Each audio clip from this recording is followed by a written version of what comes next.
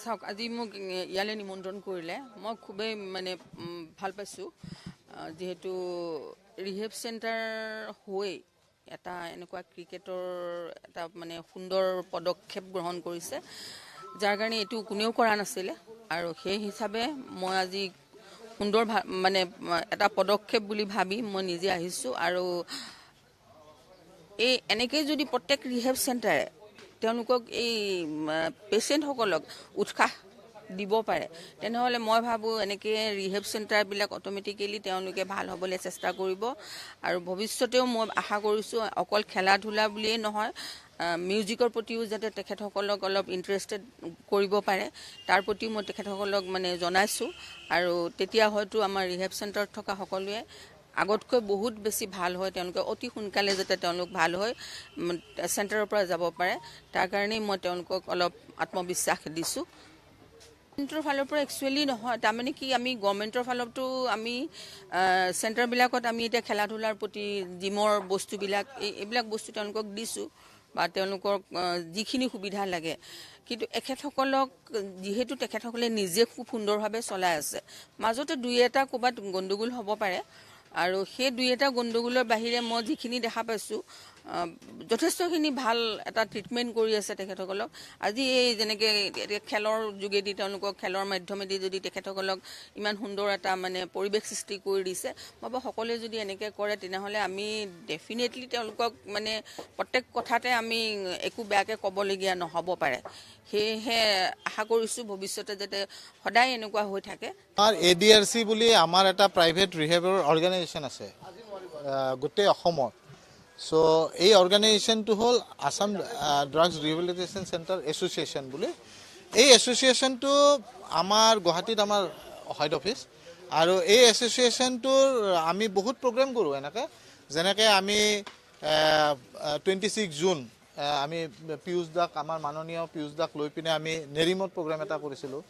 আৰু এই ক্ৰিকেট খেলৰ যোনটো কথা এইটো কিয় আহিল আজি এইটো অহা কাৰণ আছে কাৰণ আজি আমাৰ ছ'চাইটিত ৰিহেব বুলি ক'লে ভয়ানক পৰিস্থিতি আৰু মানুহৰ এটা চাইক'লজিকেল এইটো এফেক্টেড হৈছে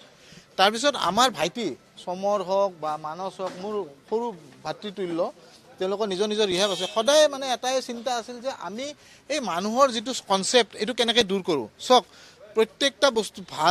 ভাল বস্তুও থাকে বেয়া বস্তুও থাকে সেইটো চব ছেক্টৰতে থাকে তো মই দেখিছোঁ ৰিহেব ছেক্টৰততো খালি বেয়াই নাথাকে ভালো থাকে বহুত ভাল থাকে তো সেই বস্তুটো আমি মানুহক জনাবৰ কাৰণে যে আমি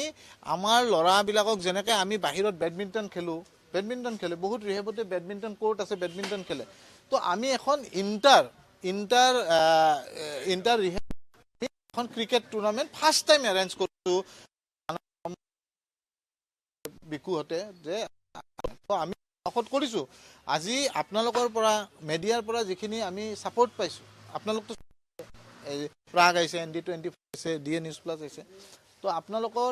মানে মই আপোনালোকক অনুৰোধ জনাওঁ যে ৰিহেবৰ যিটো মানুহৰ ওচৰত কনচেপ্ট হৈ আছে ৰিহেব ছেক্টৰত যে সেইটো অলপ যদি দূৰ হয় তাৰমানে বাজেটৰো কথা আছে আমাৰতো ইমান টকাৰ বাজেট নাই তো আমি এদিনৰ কাৰণে ভাড়া লৈছোঁ এইটো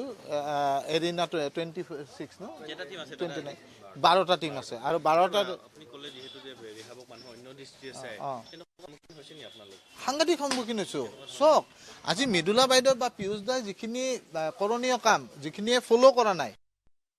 SOP ওলাই গৈছে SOP মতেৰে কি ৰিহেব এখন 3 বছৰ এটা ল'ৰা চোবাৰ থকাৰ পিছতো ৰিহেব খুলিব পাৰে তাৰপিছতো খুলিছে কিন্তু চব জেগাত গভৰ্ণমেণ্টে যায় চোৱাটো অসম্ভৱ সেনেকুৱা বহুত ঘটনা হৈছে যিবিলাক ঘটনাত মৃদুলা বাইদেউ যাই বন্ধ কৰিছে পীয়ুষ দাই যাই বন্ধ কৰিছে এনেকুৱা আৰু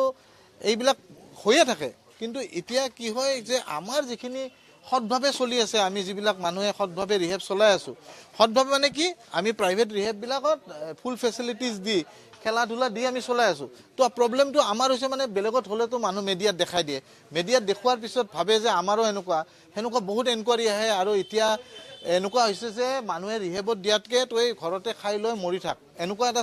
ফিলিংছ হোৱা বুলি মই ভাবোঁ এইটো মোৰ থিংকিং দেই বেলেগৰ থিংকিং নহ'ব পাৰে য'ত নেকি এটা নিগেটিভ ইম্পেক্ট পৰিছে আৰু সেই ইম্পেক্টটো খালি মিডিয়াই দূৰ কৰিব পাৰিব আপোনালোকেহে দূৰ কৰিব পাৰিব যিকোনো খবৰৰ বাবে যোগাযোগ কৰক 7099017330 লগতে 7099017110 নম্বৰত